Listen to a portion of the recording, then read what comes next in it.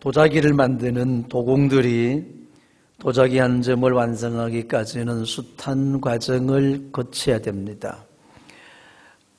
신만이가 산삼을 찾아서 전국을 명산을 찾아다니는 것처럼 도자기의 적당한 흙을 찾기 위해서, 그래서 정말 자기가 원하는 흙을 찾게 되면 산삼을 발견한 그 기쁨을 가지게 되죠. 이것을 태토라고 합니다.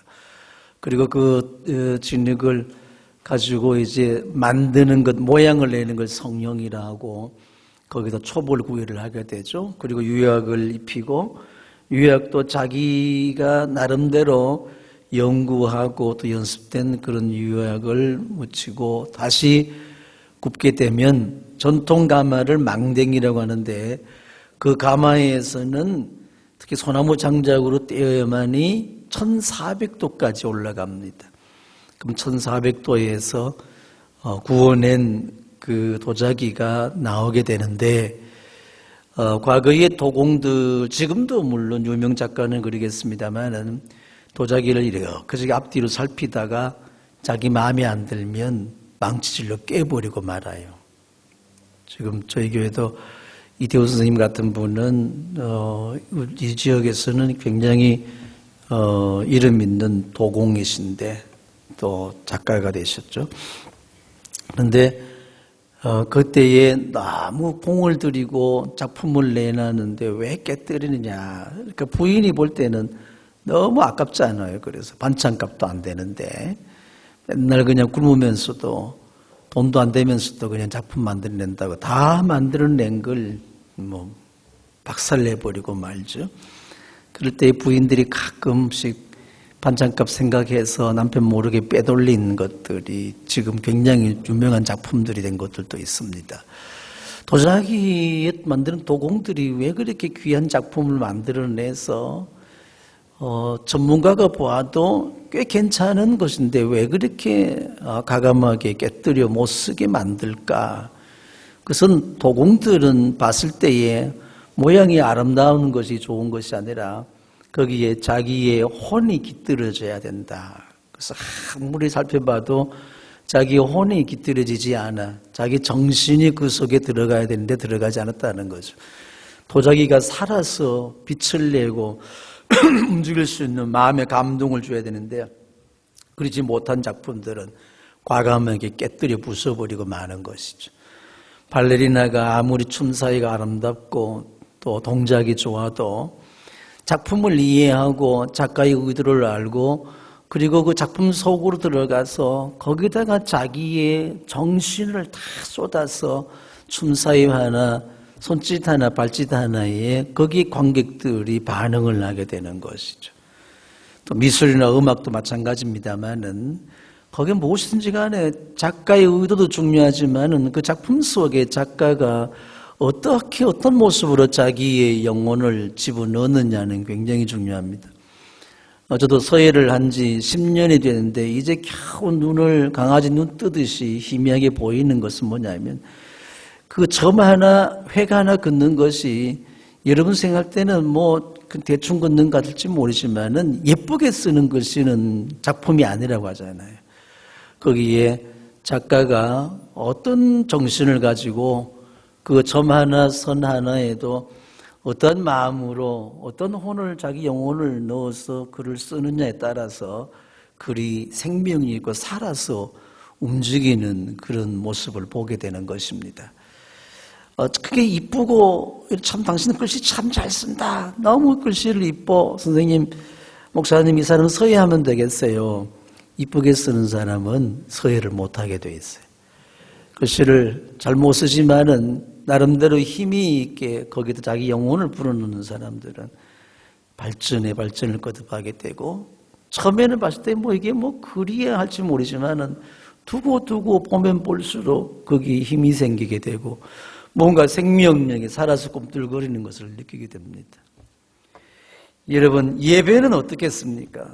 우리가 거룩한 모습으로 준비를 해서 예배자의 자리에 앉아 있지만은 이 시간 형식적으로는 얼마든지 거룩한 모습으로 몸단장하고 꽃단장하고 해서 남들 보기 어떠하든지 간에 어쨌든 준비된 마음으로 와서 예배를 할 때에 참 당신처럼 예배하는 자세가 올곧은 사람들 참 처음 봤다. 당신을 닮고 싶다 할지 모르지만은 그 속 사람이 하나님 앞에 그 중심이 들여지지 않는 예배는 아무리 형식적으로 아름답고 또 예배 장소도 분위기 좋고 이 호화찬란하고 은혜스러운 분위기를 조명이나 모든 분위기가 연출되고 기획됐다 하더라도 거기는 한 번의 예배, 두 번의 예배, 또 세 번의 예배, 몇 번의 예배는 우리가 감동받을지 모르겠습니다만은 그 속에 생명력이 없게 되면 그 예배는 죽은 예배가 되어버리고 맙니다. 주님께서도 천천히 우양이나 만만의 그 짐승의 제물보다도 순종의 제사를 원한다고 하셨는데 그만큼 우리가 예배라는 말씀과 성령으로 드려지는 예배, 이것이 신령과 진정으로 예배하라고 주님께서 말씀하셨고 지금 비대면 시대에 우리가 예배하는 사람들의 예배의 자세, 동기, 그리고 예배가 무엇인지에 대해서 얼마나 하나님의 임재를 경험할 수 있겠는가, 여기에 대해서는 굉장한 회의를 가지고 있습니다. 사단이 가장 큰 전략이 뭐냐면 하나님께서 세우신 최초의 신적 기관은 가정과 교회입니다.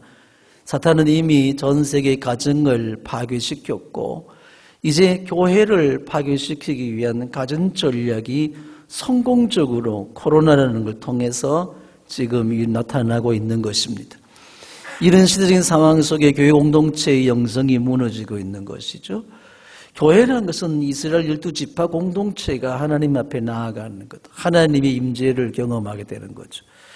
오늘 그리스도의 몸으로서의 교회를 주님께서는 우리에게 말씀해 주시고 되는 것입니다. 그러면 내가 정말 신령과 진정으로 예배하고 그 예배에 내 마음과 뜻과 정성을 모을 뿐만 아니라 더 나아가서 내 모든 삶의 모든 영역과 내 영혼을 송두리째 보좌에 올려드릴 수 있는 예배가 과연 비대면 시대에 인터넷 앞에서 SNS를 보고 얼마나 집중할 수 있고 하나님의 임재를 경험할 수 있겠느냐. 2030 세대들이 포스트 코로나 이후에 교회를 떠날 것이다. 이제 이런 예측들이 강합니다만은 어쨌든 예배라는 것이 뭔가, 왜 그렇게 공동체의 영성의 예배가 중요하냐. 예배라는 것은 하나님과의 연합입니다. 예배가 우리가 보여지고 드려지고 어떤 형식이 아니라 이 예배를 통해서 하나님의 임재 속으로 들어가게 되는 것입니다. 하나님이 나타남, 하나님의 임재 속에 내가 들어가게 되는 것이죠. 그렇게 됐을 때에 우리 예배가 살아있는 예배가 되고 역동적인 예배가 됩니다. 화려한 분위기나 또 예배 엄숙한 장엄한 분위기, 거기에 뭐 휘황찬란한 샹들리에가 있고 파이프 오르가는 연주 소리가 들리고 정말 형형색색의 가장 아름다운 옷을 입고 있는 그런 경건한 예배, 여러분이 생각할 때에 전통적인 그런 예배 가운데서 뭔가 자신을 들을 수 있다고 생각하지만은 그곳의 느낌이라는 게, 예배는 느낌이 아니에요. 예배는 느낌이 아니라 거룩한 하나님의 그 속으로 들어가는 겁니다. 그러려면 내가 세상에 있는 모든 것을 다 이렇게 정리하고 하나님이 거룩하듯이 내가 거룩한 하나님, 내가 거룩해야만이 하나님 임재 속에 들어가는 것이죠. 그래서 예배가 아무리 생각할 때 이러면 감동이 되고 찬양단들이 뜨겁게 찬양하고 역동적이고 막 뭐 분위기가 굉장하고 그것이 자기 기분을 만족시키는 것, 은혜 받게 해주세요. 내가 은혜 받는 것은 예배가 아니에요. 하나님의 보좌 앞에 나아가서 하나님의 임재 속으로 들어가는, 이것이 예배가 되고 그 하나님이 임재 안에 있는 나를 경험하게 되는 겁니다. 지금 여러분이 어디 앉아 계십니까? 예배당에 앉아서 예배하고 들어는 SNS를 통해서 인터넷 안에서 앞에서 어떤 모습으로 예배하고 계신지 모르지만은 이 예배가 오늘 소리교회 예배당에서 예배하지만은 여러분이 예배자로 이곳에 나왔을 때 이곳이 하나님 안이 돼야 돼요. 하나님의 임재가 경험되고 하나님의 거룩한 영광이 나타나는 그 속에서 내 자신, 죄인된 내가 부끄러운 모습이지만은 예수 그리스도의 이름으로 내 구원받아 거룩한 자녀가 되고 보좌 앞에 나아갔다는 그 영광스러운 그런 예배자가 될 수 있다는 불가능한 상황에서 가능한 내가, 죽었던 내가 살아나게 되고 영원의 지옥 갈 수밖에 없는 저주받은 내가 하나님의 자녀가 돼 천국 백성을 했다는 이런 거룩한 임재 앞에 전율할 수 있어야만이 여러분의 예배가 산 예배가 되고 신령과 진정으로 드려지는 예배가 되는 것이지. 일주일 동안 세상살에 지쳐서 예배당에 앉아있는 순간부터 세상에서 가장 무거운 눈꺼풀을 들어 올리기 위해서 안간힘을 쓰고 오늘 내가 좀 은혜 받게 해달라 그러고 예배를 감상하고 있고 자기 마음에 안 들면 은혜가 아니라고 하고 자기 마음에 자기가 듣고 싶은 말을 해주게 되면 은혜 됐다고 하고 몇 번 눈물을 찔끔 흘리고 하하호 웃고 나게 되면 하나님이 나를 위로해 주시는구나 그렇게 생각하지만 그것은 예배가 아니에요. 예배가 거룩한 자 하나님의 임재 안에서 두렵고 떨림으로 그 경외하심으로 하나님을 찬양하고 하나님을 높여드리는 것, 이것이 진정한 예배. 그렇다고 해서 뭐 정직되게 그렇게 하는 것이 아니라 때로는 하나님은 아빠로서, 때로는 하나님은 남편으로서, 때로는 하나님은 거룩한 아버지, 장엄한 그 위엄 있는 아버지로서 우리에게 역사하시기 때문에 같은 장소에 있고 같은 시간에 있어도 하나님의 경험은 각각 다르게 나타나는 것입니다. 지금 여러분의 내면 속에, 여러분의 외모 속에 지난 한 주간 동안 이 예배를 위해서 어떤 준비를 해왔는지 그것을 한번 상상해 보십시오. 과연 지금 내가 앉아있고 예배를 드리는 모습이 예배자인가? 아니면 내가 예배를 보고 있는가? 예배 관객인가? 아니면 예배에서 정말 하나님의 임재소로 들어가고 있는가 하는 것이죠. 그때 이 신령과 진정한 살아있는 역동적인 예배가 될 때에 전능자의 영광과 능력을 덧입을 수 있게 되는 것이고, 예배자, 저는 그렇습니다. 예배할 때마다 내 나름대로는 최선을 다해서 주님 앞에 서게 되는 것이죠. 기도 또한 마찬가지입니다. 기도는 하나님의 임재 속으로 들어가서 하나님의 뜻을 우리가 발견하는 겁니다. 하나님의 뜻이 무엇이며 하나님이 뭘 지금 말씀하고자 하시는가, 그 하나님의 음성을 듣는 것이에요. 그래서 하나님과 진정한 커뮤니케이션이 이루어지게 되는 것이죠. 그래서 보좌로 나아가는 준비한 마음이 있어야 되고, 하나님께 올려드리는 기도라는 것은 단순한 정성, 지성이면 감천이다, 비나이다라는 이런 기도가 아니라 예수님의 이름으로 우리에게 나타나실 텐데, 단순한 정성을 넘어서서 내 모든 영혼과 삶의 모든 영역을 총동원해서 내어드리고, 그때에 가서야 진정으로 하나님과의 교제, 대화, 커뮤니케이션이 이루어지게 되는 것이죠. 그럴 때에 응답받는 기도가 되게 되는 것입니다. 예배라는 것은 하나님의 마음속으로 들어가는 것, 하나님 속에 내가 있다는 것을 내가 경험하는 것이 예배입니다. 기도라는 것은 하나님 속에서 하나님의 뜻이 무엇인지, 하나님이 지금 내게 뭐라고 말씀하시는지 그 소리를 듣는 것이 기도요. 그 기도 소리, 하나님의 소리는 천둥과 우레와 환경 속에 역사할 수도 있겠지만 언제나 우리에게 가장 정확한 하나님의 음성은 기록된 성경 말씀을 통해서 우리에게 나타나게 되는, 들려주시게 되는 것입니다. 지금 다니엘 기도가 한 주가 진행됐습니다. 진행되는 동안에 얼마나 이 기도가 형식적인가, 제 스스로를 돌아보게 되는 것입니다. 저녁마다 제가 저기 앞에 앉아가지고 있는데 하루 종일 그냥 주님에 집중하지 못하고 세상 일에 분주하다가 보게 되면, 물론 내일에 열심히 했죠. 저녁이 되면 지쳐 있습니다. 그래서 간단하게 샤워하고 나와서 예배를 준비하고, 근데 찬양단에서 찬양을 하는데 은혜가 안 돼요. 왜 또 일어서라는지 모르겠어. 어제는 앉으라고 하니까 너무 좋더라고. 지쳐있는 내 육신이 편에 앉아서 찬양을 하는데, 이게 찬양이 하나님을 우러러 드리는 것이 되는 것이 아닌 거예요.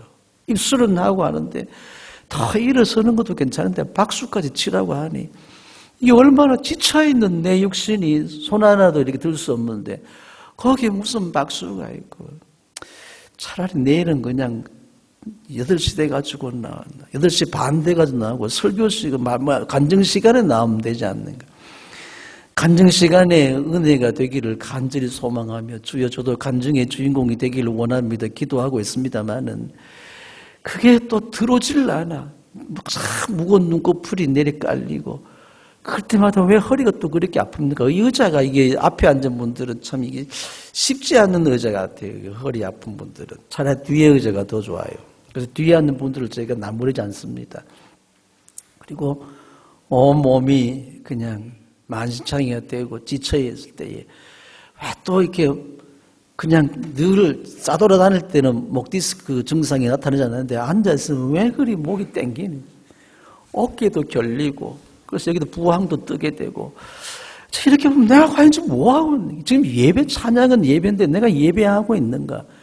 내가 기도를 하는데 영시적으로는 하고 앉아있지만 하루 주님을 자랑하는 간증의 주인공이 되겠다고 하지만은 마음은 내가 꿀떡 같은데 내 육신이라는 것이 이렇게 나를 지치게 하고 과연 내가 하나님 앞에 나아가고 있는가? 너무 지나치게 형식적인 내 모습을 돌아보면서 회개도 하고 다짐도 하고 새로운 결단을 하기도 하고 이렇게 합니다마는 여전한 내 모습 속에서 주님 이게 뭡니까? 어떻게 이렇게 해서 내가 하나님을 잘하는 간증의 주인공이 되겠습니까? 이런 회개와 뉘우침 가운데서 과연 비대면으로 집안에서 TV 앞에서 아니면 자기 일터에서 SNS에 어떤 유튜브를 보면서 예배하는 모습들이 과연 하나님의 임재 속으로 들어갈 수 있을까? 여러분들은 물론 성령께서는 어떤 모습으로도 역사하시겠지만은 내가 이곳에 이렇게 집중력이 떨어지고 이렇게 지친 영혼 가운데 지친 육신 가운데 있는데 과연 성도들이 예배는 하나님과 연합인데 그 연합 속 연합이 이루어지게 될까? 기도라는 것은 하나님의 임재 속에 들어가서 하나님의 음성을 듣는 것인데 하나님의 소리가 들려질까? 이런 숱한 회의를 하게 되는 거예요. 여러분 어떻습니까? 아예 관심이 없습니까? 예배가 기도가 뭐냐는 것이죠. 예배하는 자신의 동기, 기도하는 자신의 마음가짐, 사모하는 자세 이런 모든 것이 준비된 가운데서 내 영혼을 도공들이 도자기 하나를 구워내도 자기 영혼이 깃들지 않는 것은요 과감하게 깨뜨려 버리는 거예요.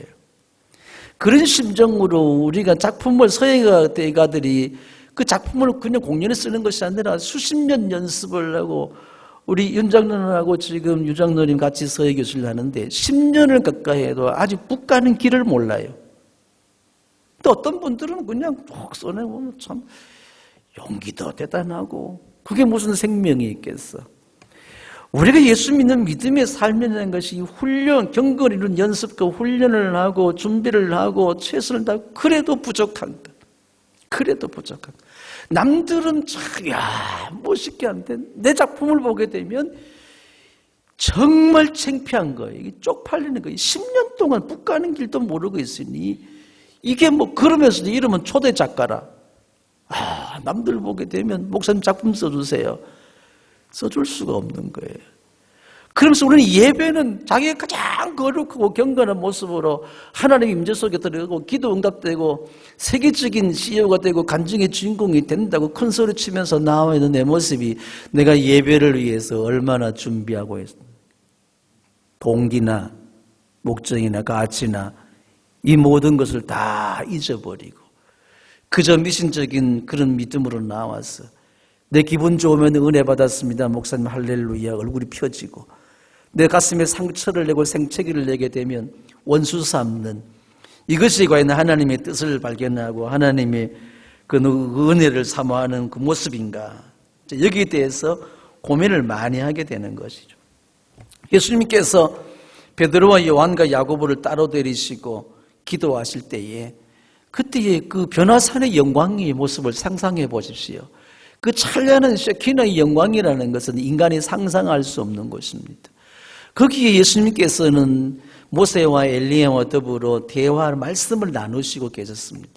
베드로, 요한, 야곱이 피곤하여 지쳐 골아떨어지고 있다가 눈을 떠보니 엄청난 상상을 초월한 영광스러운 광경이 펼쳐지니까 제자들이 베드로가 뭐라 그랬죠? 주님 여기다가 초막셋을 짓겠습니다. 하나는 주님을 위하여, 하나는 엘리야를 위하여, 하나는 모세를 위하여. 왜 그랬을까요? 베드로, 요한, 야고보니까 한 사람씩 수종 들게 되면 여기서 영원토록 영광 속에 머물러 살기를 원합니다. 그럴 때에 제자들은 영광을 생각했지만은 예수님과 모세와 엘리야와 한 대화 주제는 뭐였습니까? 대화의 주제는 별세하실 것에 대해서 말씀을 나누시고 계셨습니다. 하나님의 거룩한 뜻을 이루기 위해서 자신이 고난받으시고 십자가에 못 박혀 죽으시고 별세하실 것에 대해서, 죽음에 대해서 지금 말씀을 나누시는데 제자들은 예수님의 마음을 전혀 몰랐어요. 그 마음 속으로 들어가지를 못한 거예요. 그리고 오직 제자들이 생각하는 것은 영광. 주님의 나라가 되게 되면 우리가 받을 좌우편에 앉는 영광, 또 주님의 가장 축복된 그런 영광, 그 영광만 그러니까 제자들의 생각은, 오직 관심은 뭐냐면 성공과 출세예요. 주님은 지금 죽음에 대해서 생각하고 있는 것입니다. 어떤 죽음을 맞이하시든지 제자들은 관심이 없어. 죽음의 의미가 들어오지도 않는 거예요. 자기 영광스러운 자리에 영원히 머물고 싶어 했던 이런 제자들의 이런 탐욕이, 이런 정신없는, 생각 없는 이런 믿음의 욕심이 오늘 저에게도 여러분에도 있지 않을까, 이렇게 염려를 해보게 되는 것이죠. 마지막 최후의 만찬을 나누시고 겟세마네 동산에서 기도하실 때에도 제자들의 생각은 전혀 바뀌지 않았습니다. 주님께서는 고난과 죽으심에 대해서 말씀하셨지만은 제자들의 귀에는 전혀 들어오지 않았습니다. 지금 무엇 때문에 그걸 말하는지를 몰랐어요. 주님의 마음을 전혀 눈치챌 수가 없게 되는 것이죠. 왜냐하면 제자들의 관심은 이제 날이 밝아 6월절이 되게 되면 이제 주님께서 예루살렘에서 이스라엘의 왕이 될 것이다. 주님의 왕국이 되게 되면 자기들은 최선 높은 자리에 차지할 수 있는 거예요. 세베대의 두 아들 야고보와 요한의 어머니가 와서 주님, 당신의 왕국이 되게 되면 내 한 아들은 당신의 좌편에, 한 아들은 우편에 좌우에 앉는 영광을 구했을 때에 모두가 다 큰 자가 되는 그런 본성을 드러내게 되는 것입니다. 사도 베드로 같은 경우는 한술 더 떠서 주님께서 지금 이제 고난당하시고 죽고 부활될 것을 말씀하실 때에 주님에게는 절대 그런 일이 일어나지 않습니다. 내가 있는 한 주님께서는 절대 그런 일 당할 수가 없습니다. 네가 오늘 닭이 울기 전에 3번 나를 부인하라고 말씀했는데도 내가 다른 사람은 다 이 나머지 10명, 12명은 다 버릴지라도 저는 결코 버리지 않겠습니다. 제자들이 이구동성으로 충성맹세를 하게 되는 것이죠. 그러면서 나는 주님과 함께 죽을지언정 주님을 부인하거나 배신하지 않겠습니다. 얼마나 큰 소리를 쳤습니까? 그렇게 좌우에 앉는 영광을 구했던 요한과 야고보에게 예수님께서 뭐라고 제안했죠? 너희들이 내가 마실 잔을 마실 수 있느냐? 제가 여러분에게 묻겠습니다. 제안을 합니다. 여러분이 주님을 마실 잔을 마실 수 있겠습니까? 왜 아멘 안 하세요? 그게 믿음입니까? 아멘이야 믿음이지. 그럴 때 요한과 야고보는 주님이 주시는 잔이라면 내가 얼마든지 거절하지 않고 거부하지 않고 내가 마시겠습니다. 자, 여기서 주님이 말씀하시는 잔과 요한과 야고보가 생각했던 잔의 차이는 뭐죠? 요한과 야고보는 주님이 주시는 영광스러운 축배라면 내가 얼마든지 마실 수 있겠습니다. 예수님은 어떤 잔이죠? 고난과 죽음의 쓴 잔을, 십자가에 쓴 잔을 네가 나와 함께 마실 수 있겠느냐? Yes, okay. 베드로는 내가 죽을지언정 주님과 함께 끝까지 함께합니다. 큰 소리를 쳤죠.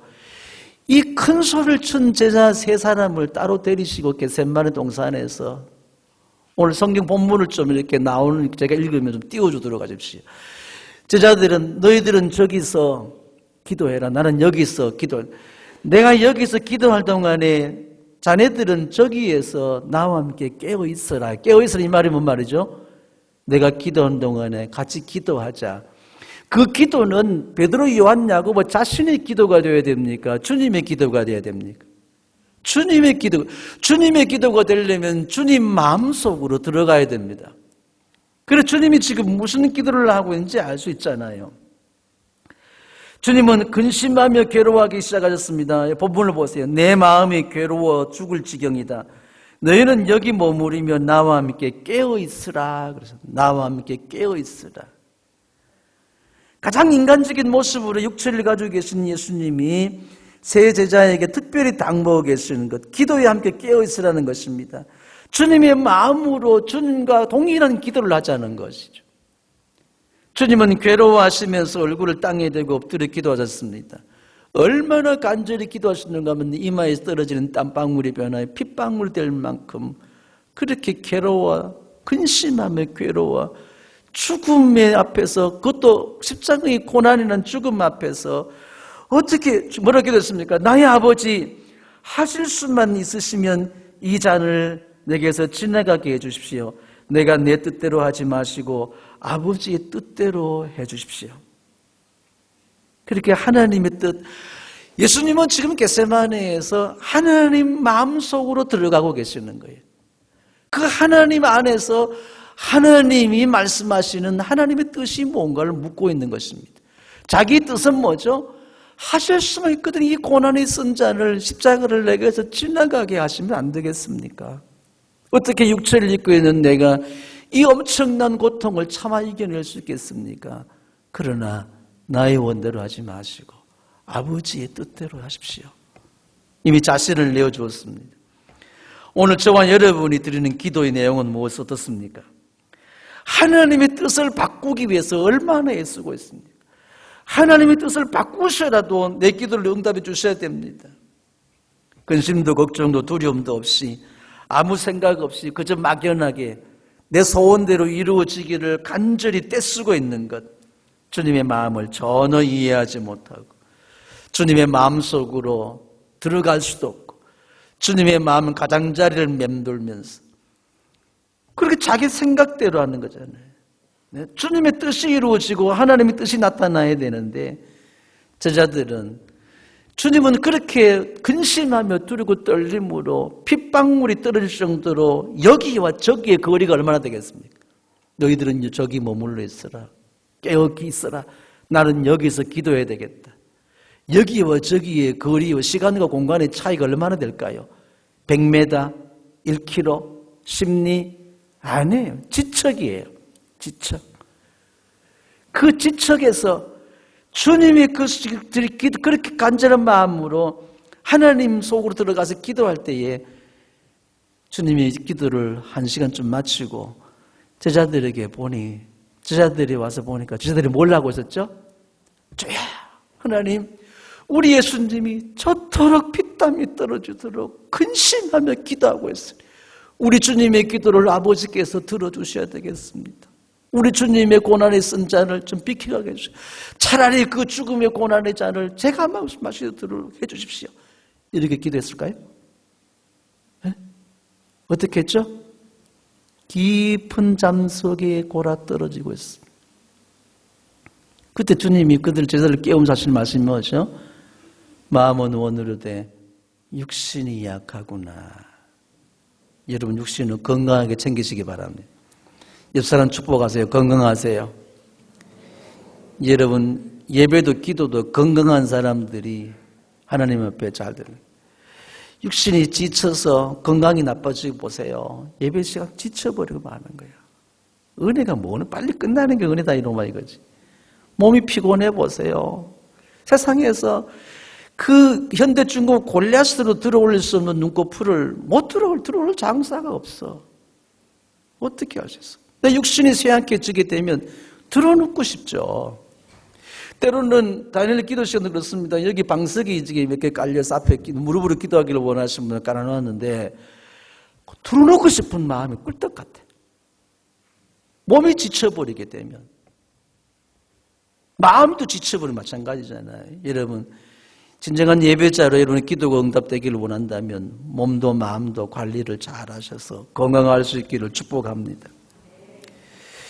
이 주님은 그렇게 괴로워하시면서 땅에 얼굴을 대고 그렇게 기도하셨는데 제자들은 어떻게 이렇게 너희는 1시간도 나와 함께 깨어 있을 수 없느냐? 이렇게 1시간도 나와 함께 깨어 있을 수 없는 1시간의 기도를 할 수가 없는 거예요. 1시간도. 뭐 그래 피곤하고 힘들고 바쁜지, 뭐가 할 일이 많은지 1시간도 깨어 버틸 수 없는 자신의 모습을 돌아보고 있는 것입니다. 주님께서 말씀하시죠. 시험에 빠지지 않도록 깨어서 기도하여라. 기도하지 않으면 시험 들 수밖에 없습니다.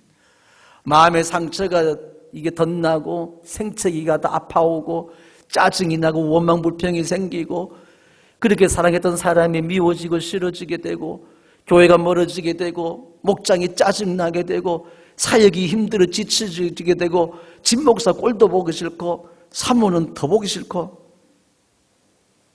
왜요?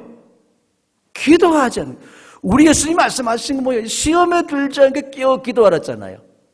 그러니까 사탄의 유혹이 세상의 힘든 일들이 세상의 유혹들이 환경들이 온통 시험거리가요. 시험거리. 모든 게 시험거리야. 네? 아침에 여러분 장롱을 여는데 오늘 어제 가을에 일기변화가 심할 때 입고 나갈 옷이 있어요? 없어요? 요즘은 또 드레스룸이라는 게 있어. 우리 집에는 그런 것도 없습니다만 드레스룸에서 탁 들어가서 그냥 문을 드르르 열었는데 막상 입고 나오려는 게 입을 옷이 없어. 왜 없어요? 없었었죠, 그죠? 그럼 시험 드는 거야. 자기는 최선을 다해서 다 맺고 스름하게 입고 하는데 요즘은요, 오늘 지난 주말에 신문 보니까 유명 메이커들의 상표가 주로 어디 붙어 있죠? 등 뒤에, 목 뒤에 안 보이게 붙어 있고 또 등에 붙일 거잖아. P라는 회사에 보니까 여기다가 이렇게 삼각형으로 이렇게 상표를. 요즘은 상표가 상의, 하의는 파자마 같은 거 있고 상의는 몇 구성 있고 그게 유행이라네. 여기 요즘 상표가 앞에 가슴 여기 목 부분 여기 붙는데 왜 그런지 이유를 아세요? 여러분들 정보가 이렇게 어두우니까 세상을 어떻게 능가할 수 있겠어? 이게 뭐냐면 상표를 내는 것은 비대면 시대에 영상을 통해서 줌을 통해서 보니까 상표가 뒤에 있으면 안 보이잖아. 누가 뭘 입은지 뭐 어떻게 앞에 다 붙이면 보이는 거잖아요. 그래서 세계 유명한 명품들은 점점 이제 목 위에까지 올라오게 되는 거예요. 뭔 얘기가 되느냐. 제가 뭔 얘기를 하다 그랬어요? 네. 우리의 육신이 연약한 육신을 가지고 세상에서 어떻게 무엇을 알 수 있겠느냐. 우리는 육신을 탓하고 있잖아요. 우리의 눈은 눈꺼풀은 무겁고 깊은 잠속에 열심히 살다가 보니 지치고 고나여 내 마음은 원하여 주님이 예배자의 자리로 나오게 되고 내 마음이 원해서 다니엘 기도에 열심히 참여하고 내 마음이 새벽을 깨우고 내 마음은 주님 무릎을 꿇고 있지만은 이 때로는 예배당에 앉는 자리가 얼마나 편안했으면 잠이 올까. 밤에 불면증 걸린 사람들이 예배당 오면 잠든다잖아. 이게 왜 그래요? 물론 하나님은 은혜라고 생각하실지 모르겠습니다만은 내가 그만큼 세상 일에 지쳐 있는 거예요. 그러면서 나는 마음은 하나님의 은혜를 삼았지만은 육신이나 내 생각들은 전혀 다른 겁니다. 육신의 컨디션, 환경은 달라지게 되는 것이죠. 하나님과 연합이 이루어져야 되는데 하나님과 연합이 이루어지지 않는 거예요. 왜냐하면 관심이 다르고 생각이 다르기 때문에 그렇습니다. 주님은 죽음에 대해서 고난에 대해서 피땀 흘려 기도하지만 저자들은 내일 아침 날이 밝으면 영광, 보좌 좌우편에 앉는 영광을 소망했다는 것입니다. 그런데 주님은 다가오셔서 깨우시고 흔들어 깨우시면서 이제는 나와 함께 한시 동안 깨어서 기도할 수 없더냐. 시험 들지 않도록 깨어서 기도하자. 그리고 또 나가서 기도하신대. 또 돌아와 보니 뭐예요? 제자들은 야, 선생님이 저렇게 열심히 기도하는데 우리도 같이 기도해야 안 되겠나? 우리 목자님이 저렇게 기도하고 애쓰고 목녀님이 수고하는데 우리도 그래 같이 해야 안 되겠나? 이렇게 목원들이 생각하는 분들이 많이 계시겠죠? 목사가 그렇게 애쓰고 쓰고 하는데 우리 장로님들이 권사님 중에도 우리 나도 나가서 해야지 힘들지만은 같이 그래서 억지로라도 자리 지키고 주님 앞에 교회 공동체 무너지고 깨어지는 공동체를 염려하는 목사님이 그 마음속으로 들어와서 함께 있기만 해도 힘이 돼야 되겠지 이런 마음들이 다 계시겠죠? 그런데 문제는 뭐죠? 육신이 연약하죠. 왜 그렇죠? 왜 깊은 잠에 빠져있죠? 관심이 달라요. 목표가 다르고 뜻이 달라. 하나님의 생각 속에 주님의 생각 속에 들어가지 못하는 것입니다. 주님의 마음을 전혀 이해하지 못하는 것입니다. 하나님과 연합이 이루어지지 않는 것입니다. 그러니 주님의 음성을 들을 수가 없는 것입니다. 그 기도는 허공을 치는 기도가 되고 공허한 메아리가 되어서 어디론가 날아가 버릴 수밖에 없는 것이죠. 그런데도 우리 주님은 또 오셔서 깨우시고 그렇게 우리가 내 생각 속에 사로잡혀서 때를 쓰고라도 당신의 뜻을 돌이키십시오. 이렇게 우리는 애타하고 정말 간절히 사모하고 기도하고 목이 터지도록 기도하지만은 하나님의 뜻 가운데는 전혀 그 마음도 이해하지 못한 그렇게 또 깊은 잠 속에 꼬라져 있다 하더라도 주님은 그런데 또 오셔서 흔들어 깨우며 나와 함께 깨어 기도하자. 이 말이 뭔 말이죠? 내 기도 속으로 너희들도 들어와라 이 말이에요. 하나님의 보좌의 영광 임재 속으로 들어가자는 것입니다. 하나님 마음속으로 들어가서 하나님 뜻이 무엇인지 함께 기도하는 것이죠. 세 번째 나가서 기도하십니다. 나의 아버지, 내가 마시지 않고서는 이 잔이 내게서 지나갈 수 없는 것이면 아버지의 뜻대로 해 주십시오. 이렇게 기도하시던 주님, 오늘도 저와 여러분을 깨우고 계십니다. 주님은 보좌 우편에서 주님이 여기는 지금 보좌 우편에서 기도하시고 제자들의 저와 여러분의 저기는 이 교회 공동체가 함께 모여서 주님 앞에 간절한 마음으로 기도하는 것. 그런데 교회와 성도들은 깊은 잠 속에 골아떨어져 있습니다. 아버지의 마음 안에 들어갈 수가 없는 거예요. 주님의 그 뜻을 이해할 수가 없어요. 음성을 들을 수가 없는 거예요. 왜? 생각이 다르고 가치가 다르고 뜻이 다르고 목표가 다른 거예요. 그런데도 주님은 또 오셔서 깨우쳐주시고 깨워주시고 깨워주시고 깨워주시고 마지막 오셔서 주님 말씀하십니다. 이제 남은 시간은 자고 쉬라. 보아라, 때가 이르렀다. 인자가 죄인들의 손에 넘어간다. 일어나서 가자. 보아라, 나를 넘겨줄 자가 가까이 왔다. 지금 이 코로나 팬데믹 시대를 지나면서 어둠의 세력, 칠흑 같은 어둠 속에서 지금 우리가 지내고 있는 것입니다. 여기서 우리가 할 수 있는 것은 주님의 마음속으로 들어가서 주님의 기도를 드리는 것밖에 없습니다. 아버지의 마음속으로 들어가서 아버지의 마음 안에서 그 임재를 경험하게 되고 그때에 내가 내 뜻이 아니라 아버지의 뜻, 나는 지금 쓴 잔을 죽음의 잔을 피해가기를 원하지만은 이 말은 뭐냐면 단순히 지나가게 하옵소서 이 말이 아니라 이 고난에 쓴 잔, 죽음의 십자가에 쓴 잔을 감당할 수 있는 힘을 달라고 주님은 기도하시게 되는 겁니다. 이 어려운 시대를 지나갈 수 있는 힘과 지혜와 능력과 용기를 주십시오. 성령으로 하지 않으면 할 수 없습니다. 이런 기도가 주님의 기도와 함께 기도가 되어야 되는데 지금 교회 대문 밖에는 배신자 가룟 유다의 안내를 받은 대제사장의 군대들이 살인강도를 때려잡듯이 검과 몽치를 들고 횃불을 들고 웅성거리며 한 걸음 한 걸음 다가오고 있습니다. 예루살렘 성을 빠져 기드론 시내를 건너 겟세마네 동산에 오르는 그 길에 횃불을 든 군대가 검과 몽치를 들고 예수님을 잡아 죽이려고 다가오고 있습니다. 지금 여러분은 어떤 상황인지 모르지만 저희 눈에 보이는 것은 뭐냐면 그 장면이 지금 보이는 거예요.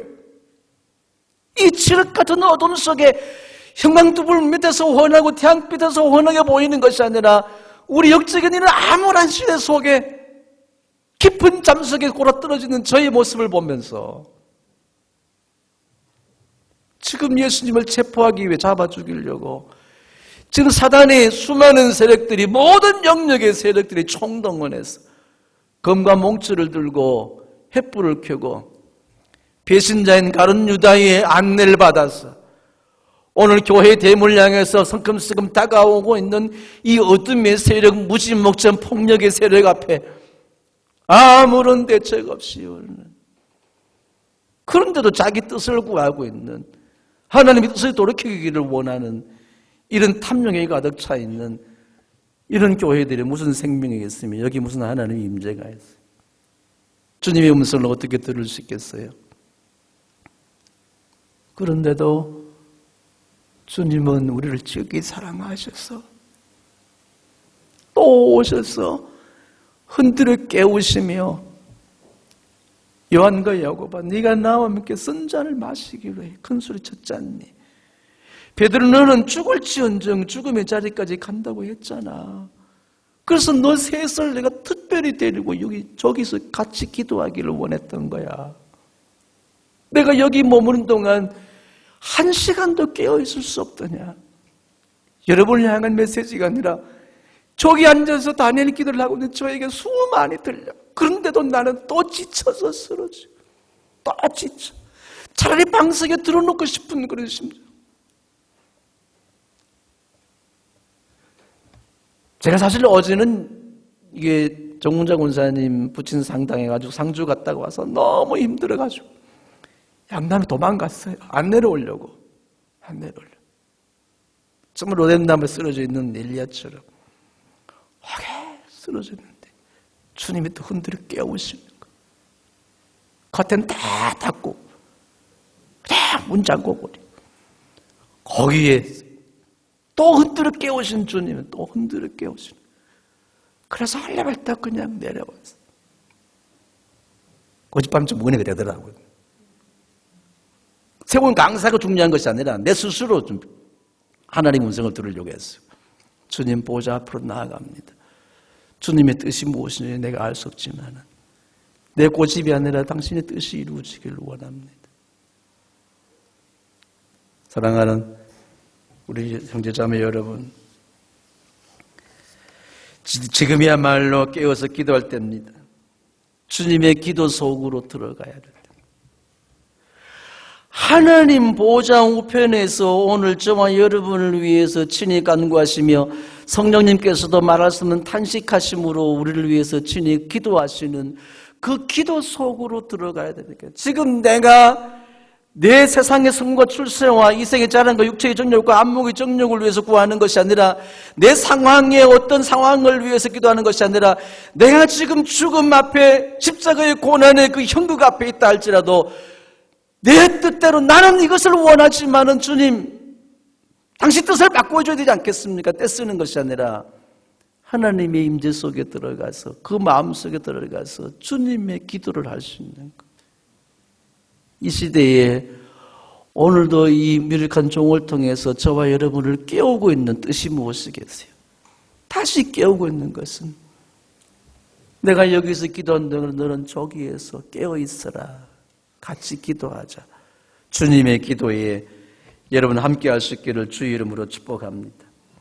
하나님 마음속으로 들어가서 주님의 마음을 함께 하는 것, 그때의 보좌로 들어가는 것, 그때에 십자가도 이길 수 있는 하나님의 영광과 능력을 줘요. 죽음이라는 저주를 부활의 영광으로 바꿔주십니다. 세상을 구원하는 놀라우신 역사로 우리를 사용하실 것입니다. 오늘 저와 여러분이 여기 저기 주님은 여기에서 우리는 저기 교회에서 함께 모여 주님의 선하신 뜻이 이루어질 수 있도록 함께 합심해 기도할 수 있기를 주의 이름으로 축복합니다. 지금 깨어 일어나 기도하십시오. 응답받는 기도가 될 것입니다. 정말 하나님을 자랑하고 주님을 자랑하는 간증의 주인공이 될 수 있습니다. 하나님은 그 기회를 우리에게 주시기 위해서 오늘도 깨우고 계십니다. 흔들어 깨우고 계십니다. 저기서 교회에서 깨어 나와 함께 내 기도를 같이 하자. 어떤 고난이 있습니까? 당장 내일 죽음의 두려움 근심이 있습니까? 주님은 주님의 기도 속에 들어가는 여러분을 통해서 그 십자가도 견딜 수 있는, 승리할 수 있는 힘과 능력을 더해 주실 것입니다. 가슴에 손을 모아 보십시오. 지금 내가 예배자로 어떤 모습으로 이곳에 있으며 내가 기도하는 기도자로 부름받았습니다마는 어떤 모습으로 기도하고 있는지, 하나님의 임재 속에, 하나님의 마음 속에 내가 깊이 들어가 있는지, 주님의 음성을 듣고 주님의 말씀을 들을 수 있는 그런 귀가 열려져 있는지, 하나님 다시 흔들어 깨우시는 주님, 오늘 지금 교회 대문 밖에는 수많은 배신자들의 가룟유다와 같은 자들이 안내받은 이런 세상에 극악무도한 사단의 세력들이 검과 몽추를 들고 횃불을 들고 지륵 같은 어둠의 곳을 향하여 다가오고 있습니다. 주님, 흔들어 깨우셔서 나는 여기에서 너희들은 저기에서 주님의 기도에 함께하기를 원하신 주님의 기도의 자리로 나아가게 하시고 주님의 마음속으로 들어가 주님의 기도를 드리는 저들 되게 하옵소서. 그럴 때에 세상의 어둠은 거쳐지고 죽음의 저주가 아니라 부활의 영광의 주인공이 되고 낙심과 절망과 탄식이 아니라 기쁨과 즐거움이 되며 슬픈 노래가 아니라 찬송으로 바꾸실 주님, 정말 주님을 자랑하는 간증의 주인공들이 되게 하옵소서. 간절한 마음으로 이 시간 주님 앞에 기도로 나아갑니다. 오 거룩하신 아버지 하나님,